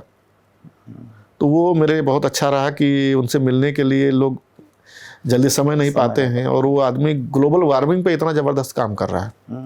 कार्बन न्यूट्रल, उनका घर आप बाहर से -20 डिग्री, अंदर जाइए आपको 25 डिग्री है। विश्वास ही नहीं हो सकता है कि ऐसा भी है। और सब कुछ कोई बाहर का नहीं, सब गांव में जो उपलब्ध है हमारे यहाँ, वही है सब। उसी सब पुरानी पद्धति पे, जैसे रहता ना कि चलो गांव की ओर, जैसे हम मूवी में देखे थे, जिस तरह से वो करते थे बच्चों से, मतलब वैसे उसी तरह से प्रैक्टिकल नॉलेज वहाँ उनके विद्यालय में फेलर लड़का एडमिशन पहले होता है, उनके यहाँ से पढ़ के बच्चा चाहे राजमिस्त्री बनेगा, चाहे खानसामा बनेगा, या बुक शॉप खोलेगा, मतलब हर चीज़, कोई आदमी बेरोजगार नहीं निकलेगा वहाँ से, वो पूरा ट्रेंड करके ऐसा निकालते हैं। और जो क्लाइमेट चेंज पे उनका काम है, उनका मैंने कॉलेज भी देखा और वो सब सारी चीज़ें देखी, तो वो प्रकृति के अनुसार उन्होंने काम किया है। हमारे गांव में वो सारी चीज़ें मौजूद हैं जो हम उससे काम कर सकते हैं। तो ये बहुत अच्छा हमारा रहा उनके साथ में। और जो राष्ट्रपति जी के पिछले 2024 में राष्ट्रपति भवन में मुझे 5 प्रधान पूरे देश से बुलाए गए थे एट होम में, उसमें भी मुझे शामिल होने का मौका मिला। तो ये हमारे लिए बहुत बड़ा अचीवमेंट रहा है कि एक छोटे से गांव से निकल के राष्ट्रपति जी के वहाँ तक पहुँचना। सही बात है। कई सारे मुख्यमंत्रियों से मिलना हुआ, केंद्रीय मंत्रियों से मिलना हुआ, और आज देश के लगभग 20 राज्यों में मैं एक्सपोजर विजिट के लिए जा चुका हूँ। वहाँ के प्रधानों को ट्रेनिंग देता हूँ जाके सीखने के लिए, और प्रतिदिन 10 से 15 फ़ोन अलग अलग राज्यों से आते हैं, लोग पूछते हैं, आइडिया शेयर करते हैं। नहीं, वाकई ये सीखने वाली बात है, खास करके जो गांव प्रधान हैं वो, और जो नए बनने वाले हैं वो। अच्छा, आपने हेल्थ के लिए कुछ गांव में किया है क्या, कुछ ऐसा चीज़ें जो? हाँ, हमारे चूँकि सारा काम तो हो गया, लेकिन हमारे मन में कहीं ना कहीं एक चीज़ ये रहती थी कि सड़क इंफ्रास्ट्रक्चर तो सब सही है, लेकिन अगर हमारे गांव में अस्पताल होता काश, तो हो सकता है उस दिन हमारी माँ की जान बच जाती उस अस्पताल में। तो हमने सरकारी स्तर पर प्रयास किया, उसमें प्रयास नहीं सफल हुआ। तो अभी हाल फिलहाल में ही हमने एक अस्पताल अपने निजी संसाधनों से गांव में बनाया है, 2000 स्क्वायर फीट में, 10 बेड का। अच्छा, सारे इंफ्रास्ट्रक्चर उसमें हमने दे दिए हैं।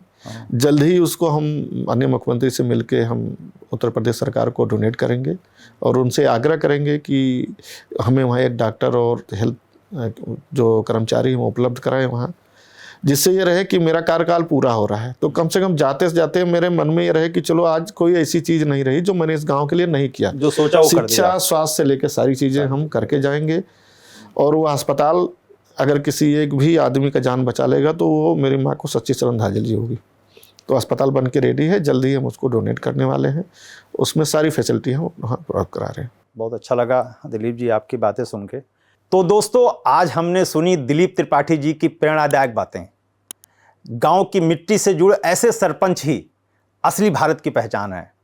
हमें गर्व है कि हमारे बीच ऐसे जनप्रतिनिधि हैं जिन्हें राष्ट्रपति और प्रधानमंत्री से सम्मान मिला है। उम्मीद है आपको ये बातचीत पसंद आई होगी। फिर मिलेंगे द रणजीत टॉक्स के अगले एपिसोड में।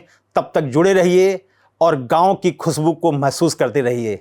और मेरे चैनल द रणजीत टॉक्स को सब्सक्राइब जरूर कीजिए, शेयर करिए और कमेंट भी जरूर कीजिए कि जो कि मैं, यदि कुछ ऐसे कमेंट हों जो मैं दिलीप जी से आपकी बातें पहुंचा पाऊं, तो उसके लिए आपका बहुत बहुत धन्यवाद होगा। Thank you.